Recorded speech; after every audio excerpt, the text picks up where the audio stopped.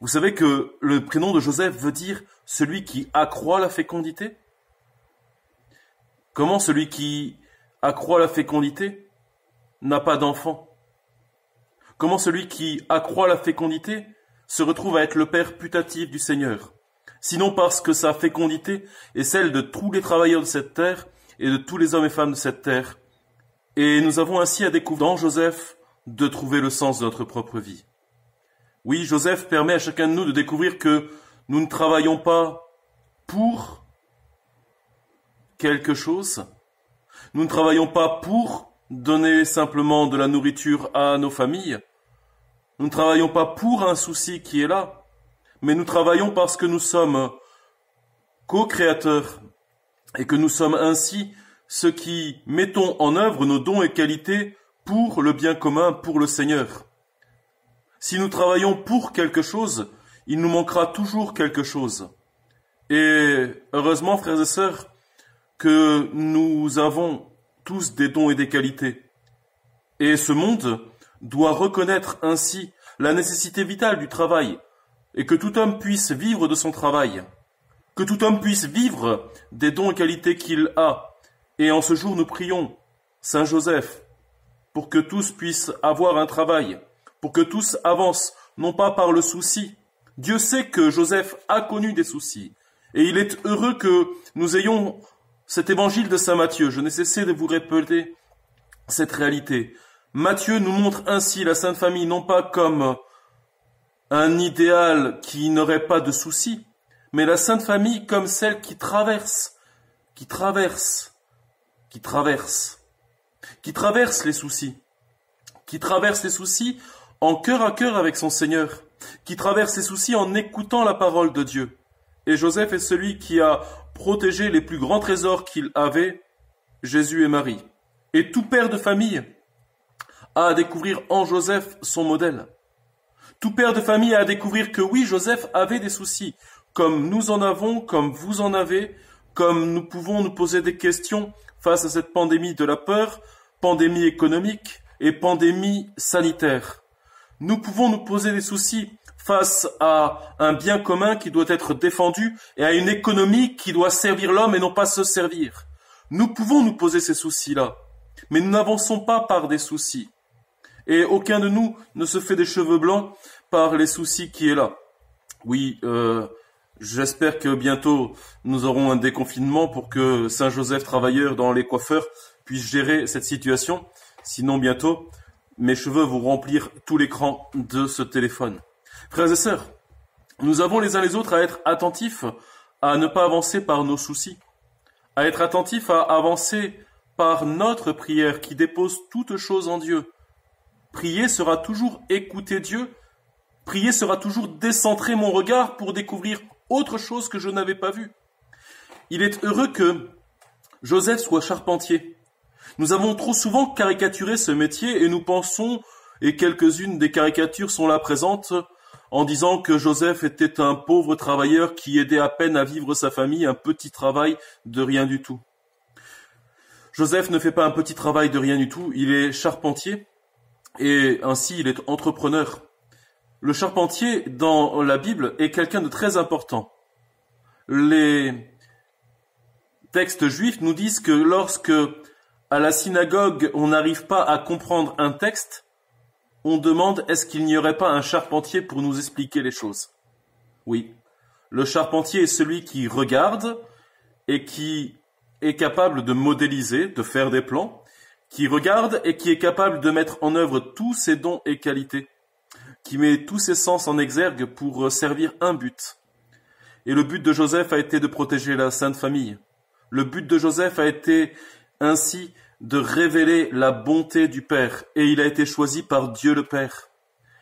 Joseph est le plus silencieux dans notre vie. Joseph est le plus ignoré de notre prière très souvent.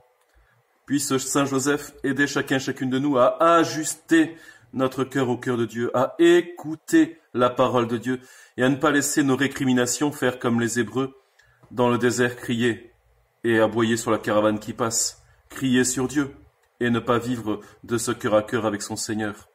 Oui, nous pouvons être des hommes et des femmes qui récriminent.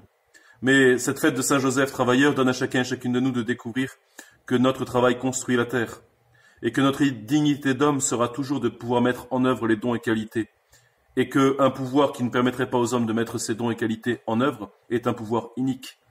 Et un pouvoir qui ne permet pas aux hommes et aux femmes de mettre les dons et qualités au service du bien commun et qui ne sert plus le bien commun est un pouvoir inique. Nous le savons, et l'encyclique de notre pape Benoît XVI, de vénérable mémoire aussi, était très belle. Et c'est ces mots que nous avons sans cesse depuis le confinement à l'oreille. C'est ces mots que nous avons sans cesse pour guider notre propre parcours. Ces mots héritiers du psaume. Amour et vérité se rencontrent. Justice et paix s'embrassent. Si nous ne vivons pas de ces pieds-là, nous n'avançons pas. Frères et sœurs, nous prions pour tous ces travailleurs. Nous prions pour nos frères et sœurs infirmiers qui ont été en grève sans cesse, qui ont manifesté qu'ils n'avaient pas les moyens nécessaires, qui ont dit qu'ils n'étaient pas des religieuses pour être payées au lance-pierre et ne pas avoir de moyens et partir ainsi à la mort. Nous prions pour eux et pour le gouvernement qui met bien sûr en œuvre tous les moyens nécessaires.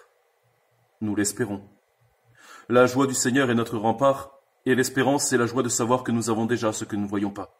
Oui, Joseph accroît la fécondité et donne à chacun et chacune de nous de regarder plus loin que ce que nous pouvons voir.